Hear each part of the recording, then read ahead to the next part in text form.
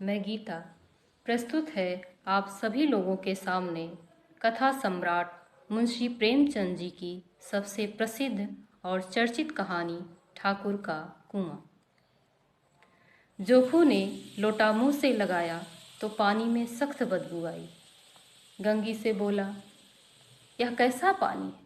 तुम्हारे बास के पिया नहीं जाता, गला सूखा जा रहा है और तू सड़ा हुआ पानी पिलाए देती है। गंगी प्रतिदिन शाम को पानी भर लिया करती थी। कुआं दूर था, बार बार जाना मुश्किल था। कल वह पानी लाई तो उसमें बू बिल्कुल न थी। आज पानी में बदबू कैसी? लोटा नाक से लगाया तो सचमुच बदबू थी। ज़रूर कोई जानवर कुएं में गिरकर मर गया होगा, मगर दूसरा पानी आवे कहाँ से?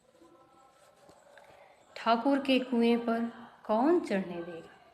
दूर से लोग डांट बताएंगे। साहू का कुआं गांव के उस सिरे पर है, परंतु वहां भी कौन पानी भरने देगा? चौथा कुआं गांव में है नहीं। जोखू कई दिन से बीमार है। कुछ देर तक तो प्यास रोके चुप पड़ा रहा, फिर बोला, अब तो मारे प्यास के रहा नहीं जाता। ला थोड़ा पानी नाक बंद करके पी लूं। गंगी ने पानी ना दिया। खराब पानी पीने से बीमारी बढ़ जाएगी, इतना जानती थी, परंतु यह न जानती थी कि पानी को उबाल देने से उसकी खराबी जाती रहती है। बोली, यह पानी कैसे पियोगे? न जाने कौन सा जानवर मरा है, कुएं से मैं दूसरा पानी लाए देती हूँ। जोखू ने आश्चर्य से उसकी ओर देखा। दूसरा पानी कहाँ से लाई? ठाकुर और साहू के दो कुएं तो हैं, क्या एक लोटा पानी न भरने देंगे? हाथ पांव तुड़वा आएगी और कुछ न होगा। बैठ चुपके से। ब्राह्मण देवता आशीर्वाद देंगे, ठाकुर लाठी मारेंगे, साहू जी 1 के 5 लेंगे। गरीबों का दर्द कौन समझता है? हम तो मर भी जाते हैं तो कोई द्वार पर झांकने नहीं आता। कंधा देना तो बड़ी बात है। ऐसे लोग कुएं से पानी भरने देंगे? इन शब्दों में कड़वा सत्य था। गंगी क्या जवाब देती, किंतु उसने वह बदबूदार पानी पीने ना दिया। रात के 9 बजे थे। थके मादे मजदूर तो सो चुके थे। ठाकुर के दरवाजे पर 10-5 बेफिक्रे जमा थे। मैदानी बहादुरी का तो अब जमाना रहा है न मौका। कानूनी बहादुरी की बातें हो रही थी। कितनी होशियारी से ठाकुर ने थानेदार को यह एक खास मुकदमे में रिश्वत दे दी और साफ निकल गए। कितनी अक्लमंदी से एक मार्के के मुकदमे की नकल ले आए। नाजिर और मोहतमिम सभी कहते थे, नकल नहीं मिल सकती। कोई 50 मांगता, कोई 100। यहाँ बेपैसे कौड़ी नकल उड़ा दी। काम करने का ढंग चाहिए। इसी समय गंगी कुएं से पानी लेने पहुंची। कुप्पी की धुंधली रोशनी कुएं पर आ रही थी। गंगी जगत की आड़ में बैठी मौके का इंतजार करने लगी।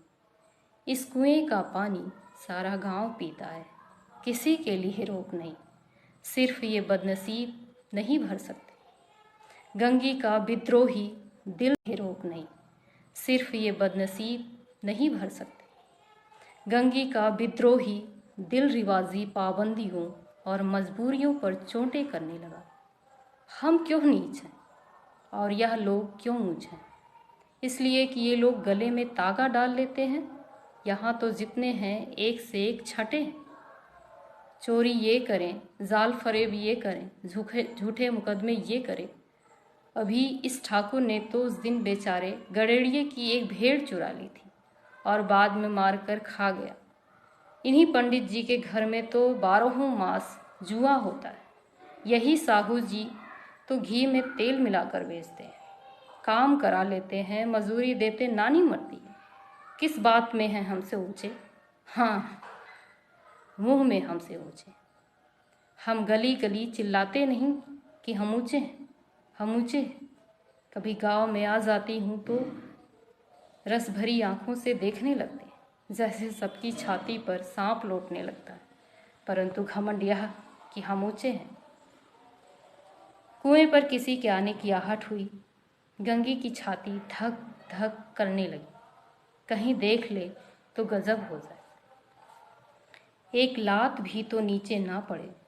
उसने घड़ा और रस्सी उठा ली और झुककर चलती हुई एक वृक्ष के अंधेरे साए में जा खड़ी हुई। कब इन लोगों को दया आती है किसी पर। बेचारे महंगू को इतना मारा कि महीनों लहू थूकता रहा, इसलिए तो कि उसने बेगार ना दी थी। उस पर ये लोग ऊंचे बनते हैं। कुएं पर दो स्त्रियां पानी भरने आई थी। इनमें बातें हो रही थी। खाना खाने चले और हुक्म हुआ कि ताज़ा पानी भर लाओ, घड़े के लिए पैसे नहीं। हम लोगों को आराम से बैठे देखकर जैसे मर्दों को जलन होती है। हाँ, यह तो ना हुआ कि कलसिया उठाकर भर लाते। बस हुक्म दिया कि ताज़ा पानी लाओ, जैसे हम लौंडिया ही तो हैं। लौंडिया नहीं तो और क्या हो तुम? रोटी कपड़ा नहीं पाती, 10-5 रुपये झीन झपट कर ले लेती हो, और लौंडिया कैसी होती हैं? मत लजाओ दीदी, छिन भर आराम करने को जी तरस कर रह जाता है। इतना काम किसी दूसरे के घर कर देती तो इससे कहीं आराम से रहती। ऊपर से वह एहसान मानता।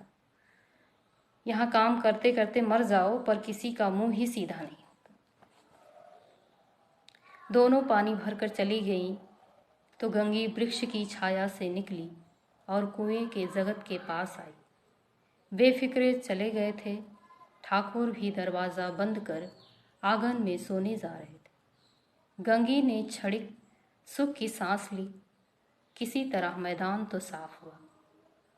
अमृत चुरा लाने के लिए जो राजकुमार किसी जमाने में गया था, वह भी शायद इतनी सावधानी के साथ और समझबूझ कर ना गया हो।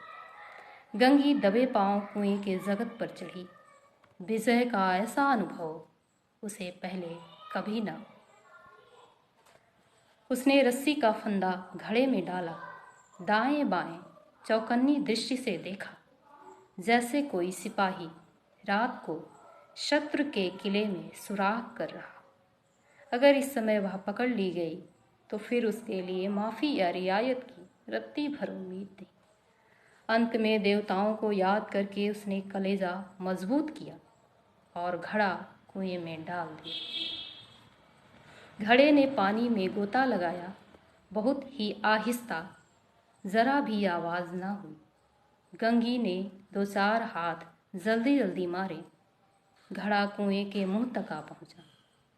कोई बड़ा शहजोर पहलवान भी इतनी तेजी से उसे न खींच सकता था। गंगी झुकी कि घड़े को पकड़कर जगत पर रखी कि एकाएक अचानक ठाकुर साहब का दरवाज़ा खुल गया। शेर का मुंह इससे अधिक भयानक न हो।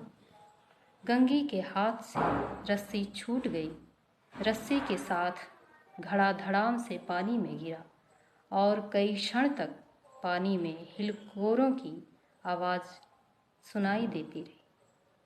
ठाकुर, कौन है, कौन है, पुकारते हुए कुएं की तरफ आ रहे थे और गंगी जगत से कूदकर भागी जा रही थी। घर पहुंचकर देखा कि जोखू लोटा मुंह से लगाए वही मैला गंदा पानी पी रहा था। धन्यवाद।